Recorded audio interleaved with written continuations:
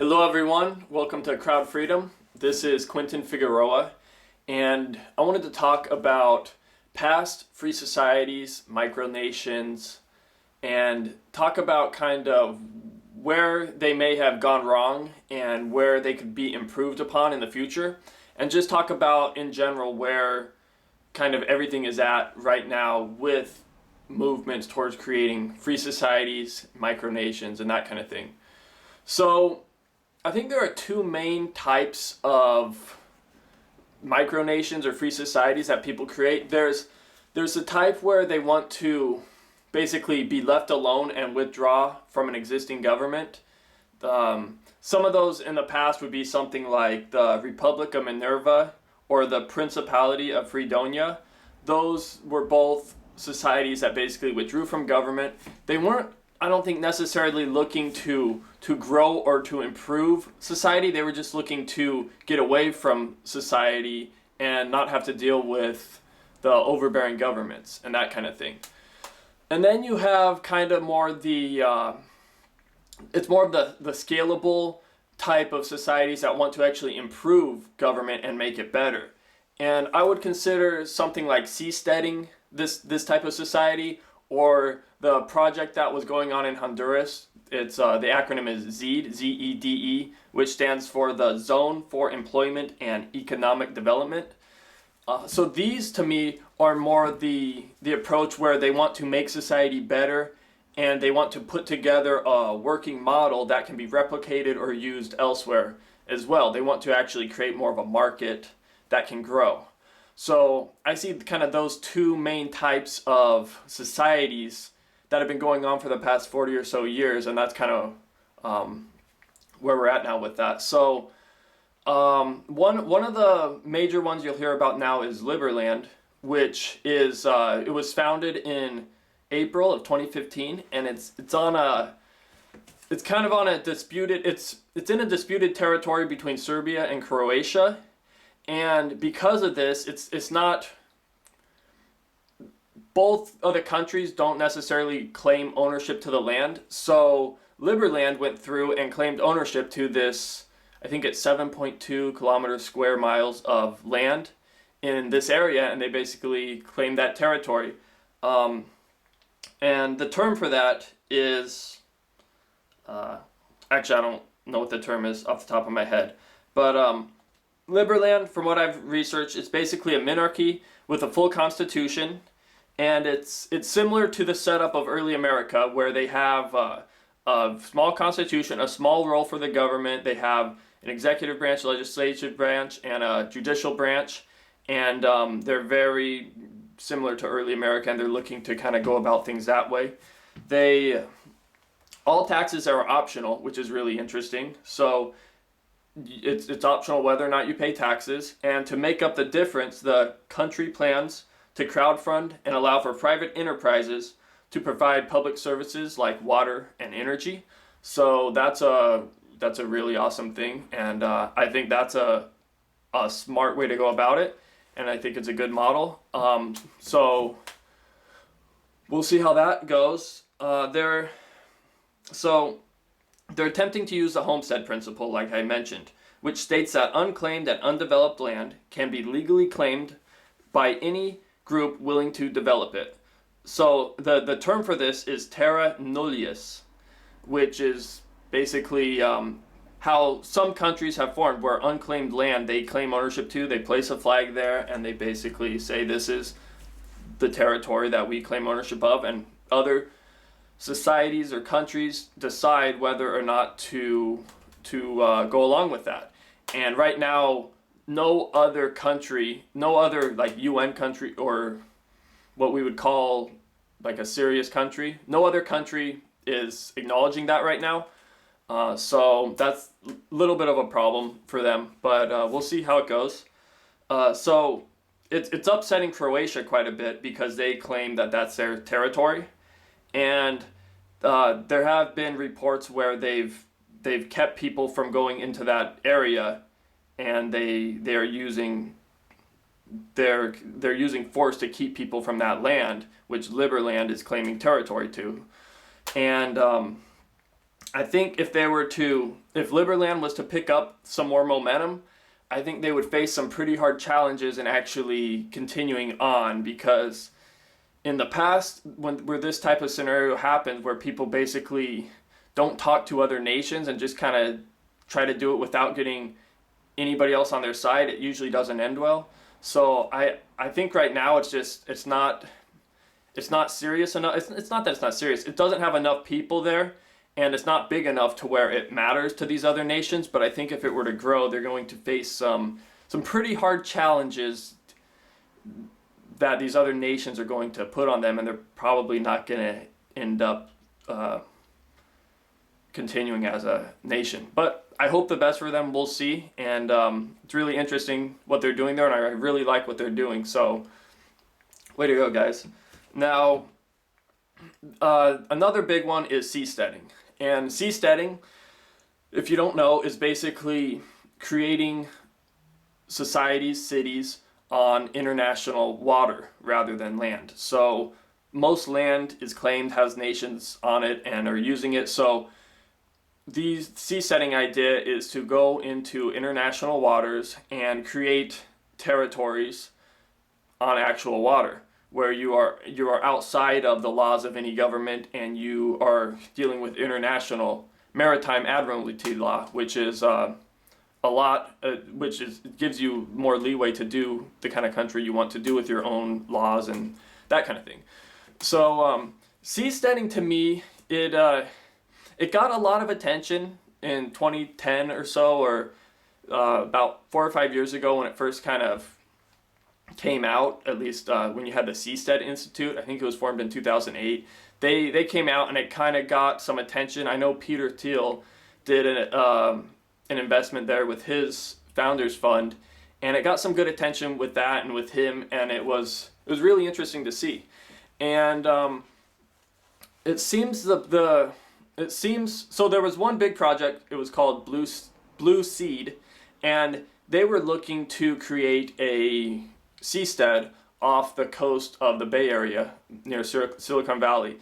They wanted to basically create one there, and they mapped it out, and they said it's going to cost $27 million. That's how much we need to raise to do this. And they were able to raise $9 million, but they weren't able to get the remaining $18 million. And in 2014, it pretty much stopped, and they haven't really been doing anything since. And that was kind of one of the main pushes so far with seasteading, and it didn't quite get the money it needed, and that's somewhat understandable. So right now seasteading is kind of, it hasn't quite caught on the momentum. It kind of had the initial phase where they got investments, they got Peter Thiel behind it, and they had some media attention. But since then, it's gotten to the point where they need to actually come up with real working models and execute on it. And that's, I think, where they're facing challenges. And it's not a bad thing. That's what any business goes through. You know, it gets to the point where you have to actually sit down and work. And working is pretty hard. And this is the type of business that's it's a challenging business, because it's really never really been done. There's a lot of costs to it, and you're going up against a world that kind of isn't fully supportive of it, which makes it a little bit challenging. So that's kind of where I think seasteading's at. It's still trying to kind of get the momentum behind it. It's trying to get the actual execution together, I think, to actually start doing it on a small scale to where it can scale. I think it has a really bright future if it can do that. And I think it will, as more and more innovation and more just people in general come into this type of movement. So I think it could do well, and we'll see how that goes. Now, you have what's called the Zone for Employment and Economic Development, ZEDE. These were, if you've heard of the Honduras project, where they were basically wanting to do like a partnership with the country of Honduras. Honduras is one of the worst countries right now in South America as far as violence, and is just not very good economically.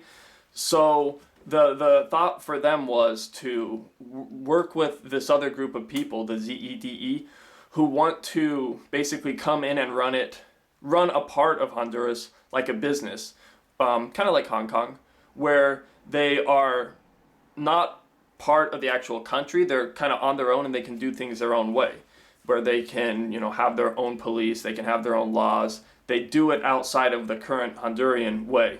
And I think that's great. I think that's kind of what I would like to do, something along those lines. I think it could do very well. We know that doing a more free market route is going to work well. Look at Hong Kong, look at Singapore, look at any country that has economic freedom. It's pretty obvious. So it's the right way to do it. To actually get there and get it started, I'm not as sure how hard it is or where they're at. I haven't seen too much as to the progress of it for the last year or two, so I don't know where they're at. If you go to their website, it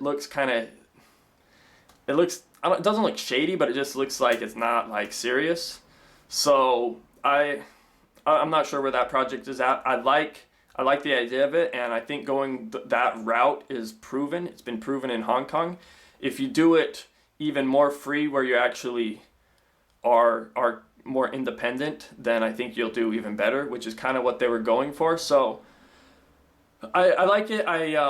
Why it didn't work out, I don't know if it fully has or has not worked out, but it doesn't seem like it's working out. But I think it's similar to this why Seasteading is where it's at. I think they still need to pick up some more momentum. I think they're kind of early to the game. I think they need to just get kind of more people on board, and they need to probably figure out how they're actually going to execute on it. It's not easy to execute on, so we'll see how that goes.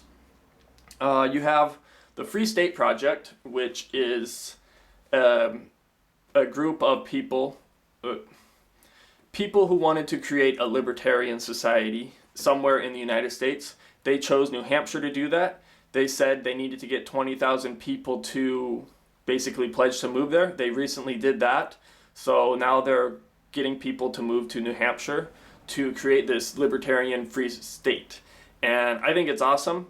What I don't necessarily think is, not that it's bad, but I think the problem with it is that you're still under the United States and New Hampshire laws, where you still have to pay taxes and do that kind of thing. So it's not necessarily an independent state. It's more like a community of like-minded people, which totally cool. It's not what I want to create, because I want to create something independent, something more like a seasteading project, or the ZEEDs, where you're actually doing some type of deal with a country. I think that would be more beneficial and scalable. The Free State Project is basically a community of people that are part of the United States. So it's interesting. We'll see how that goes. You have the Principality of Sealand, which is basically an abandoned sea fort. And to me, that's just I don't consider it anything. It's just kind of pointless, I guess. You can't scale that. You can't do anything with it. Yeah, they're free. Yeah, they're outside of a government, but there's nothing there to scale. And it's just like they found this unused base and now they can use it. So that's cool, but it's more the left alone approach rather than the improve and scale approach. I'd like to see ways to improve society and scale it and replicate it, and this to me just doesn't seem like it fits into that replication category. They're just there kind of doing their own thing, but so there's this other one I came across, this project called the Global Country of World Peace. Now this it looks like more like a spiritual type movement, and it's interesting. What I found interesting about it is that they did try to get land from other nations. So I think it's pretty instructive in that way because you can actually see kind of what they proposed and what other nations said. So I want to read a little bit about that and share that with you. So in November 2000, the GCWP, Global Country of World Peace, made a proposal to the president of Suriname offering 1.3 billion over 3 years for a 200-year lease of 3,500 acres of rural land plus 1% of the money of the sovereign state's central bank puts into circulation and the creation of 10,000 jobs. So right off the bat, this just sounds crazy, and I think it is pretty crazy. They obviously don't have the money. How they're going to get the money, who knows?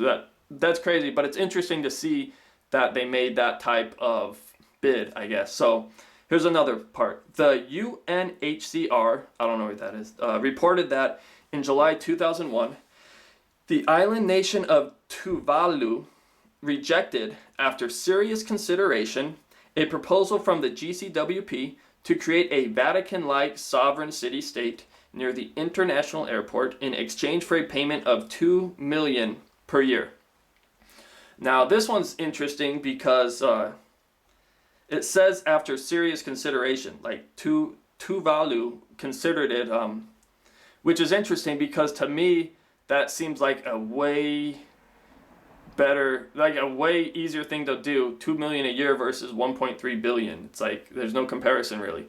So if they were considering a $2 million per year bid, I think that is something that could be worked with. That's pretty interesting because I think you could, if you could find a way to make that economically viable for the people putting up the 2 million, where you could, obviously make more each year off of however you decide to do your society, then it's interesting. So I like that. I like that there was actually I read that there was consideration, who knows?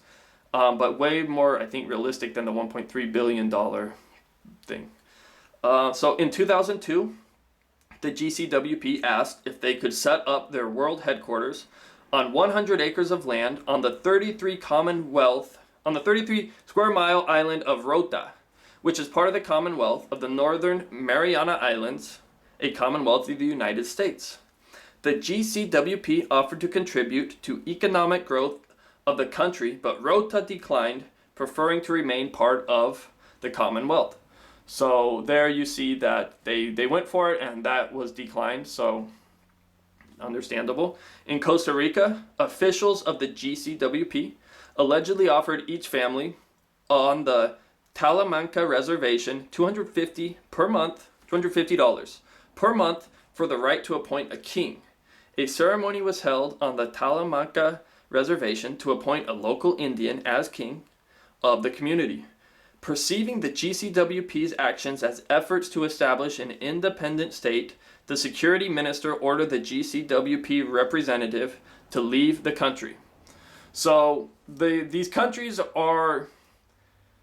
they obviously want to remain the countries that they are. And if they're going to make a deal, there has to be an incentive for them. They don't just want to give off land to some crazy people to do something. They want to actually have something that will better it for them. And that's why the Honduras one, I think, was getting momentum, because Honduras did have something to gain from the deal that was being set up by the ZED. So it's all interesting stuff to look at and think about. And so let's move on. So another one, which I'm sure many of you are familiar with, is the Venus Project. And to me, I think this one is an economic disaster. I don't think it could work. I don't think it will work. I think it's great that people are trying to do something like this, and I think it's good to see people experimenting in ways to do societies. I just think that if you understand economics and you understand markets, that you understand that this is basically trying to do technological communism. You're basically trying to have computers do everything and thinking that will make everything in society better. Innovation and technology makes life better, but you still have to have markets and you still have to know how to allocate things. Not every we don't live in a society where resources, or at least the transformation of resources, are infinite. And because of that, you have to have some type of system, which most would say a market, that can allocate the transformation of these resources. So the Venus Project is basically using central planning, which is how all governments pretty much all work. So they're basically trying to do what's already been done, but they're doing it in a more costly way, where they want to spend lots of money on technology and all these things, which are, it's just pointless. Why don't you just have a free market and let people with their own self-interest find ways to provide services and make a profit while doing so? The Venus Project to me seems like a mess. It still has people behind it and working on it, and I think it's great. I just don't think it's going to go anywhere. It's worth mentioning that Vatican City is a country, not a city, and it is completely independent. It's the smallest country in the world. The size, it's like 0.2 square kilometers or something. It's really tiny. It has less than 1,000 people living there, and it's a country. So it just shows you that it is possible to be a small independent country, and that is quite interesting. So I know in a talk, Peter Thiel brought up the topic of, in the future, do you think there will be more countries or less countries? And do you think it would be better to have more countries or less countries? Would it be better to have, let's say 30 years into the future, would we be better off with 1,000 countries, or would we be better off with 10 countries? And I think most people who understand business, or just who understand choice, would champion more choices, would champion the ability to choose kind of the type of nation you want to live in. And I think that is kind of what Peter Thiel is getting at with that. You want to, I think as we move forward, we're going to split countries up more and more into localized regions with their own unique ways of doing things. And I think the more you do that and have essentially competition, that you're going to improve society much more. That's what markets do. That's how markets work. When you have competition in technology like mobile phones, you're going to get really good phones. You have competition in automobiles, you're going to get great automobiles. So when you have competition in societies and countries, you're going to get better countries. So I think if we move towards having more countries in the future, it will be beneficial to everyone. And I think that's probably where things will be headed. And so from this too, I think we can learn at least that it's probably a good idea to talk to countries beforehand, before actually trying to create a new state, because you're much better off at least having them on a similar page to you than just going out and doing a free society without their approval. All the free society micronations that I've looked into that have tried to start without first working with the neighboring governments do not end well. They never succeed. So I'm not saying it's not possible, but it's never happened yet, and it seems kind of like a bad idea. So I wouldn't really want to go that route, but I guess it's better than nothing. So something to think about there. You have the Seasteading route. If you look at Google Trends, you'll see that it had a few blips of activity, a few blips of momentum where people were checking it out, but it has kind of since dwindled down. It's pretty flat. I think it's just it's at a point where people need to, so basically it's this. As soon as somebody can come up with a way to do a seastead or a government partnership city, as soon as somebody can do that in a profitable way, then I think this type of thing will take off.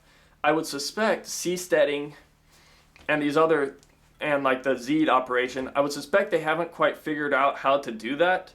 And because of that, they're not putting in the money because they don't know how to get it back yet. So I mean, we know that governments are really inefficient and they waste a lot of money because of the way that their system is structured. And we know that a market system is better for structuring society. It's just a matter of how do you do it with either seasteading or some other way where you can profitably and scalably create a model that will be cheaper and better for the customers, which are the people living there, and make it to where it's profitable for the people actually putting up the money to run it. And also do it in a way where it can be competitive and people can still compete. So I think that's kind of where all this stuff is still at. And I think that's kind of the main challenge, is figuring that out. And I think once that's figured out, then we're really going to see a lot of growth in this area. So yeah, that's kind of my take on things. I'm just one guy. I'm not an expert, but I don't know. I think it'll be really interesting to see how this goes. I'm really interested in it myself because I think this is I think this could be a life-changing industry like Google and the internet and that type of thing. I think once we figure out how to profitably make new cities that are independent, I think if we can figure out how to do that, it's going to gain huge momentum and it's just going to explode. So yeah, that's my take on some of the past free societies and kind of where we're at right now. And I'm looking forward to seeing kind of what we can do with all this and how we can move forward. So with that, thank you very much for listening and have a great day. Bye-bye.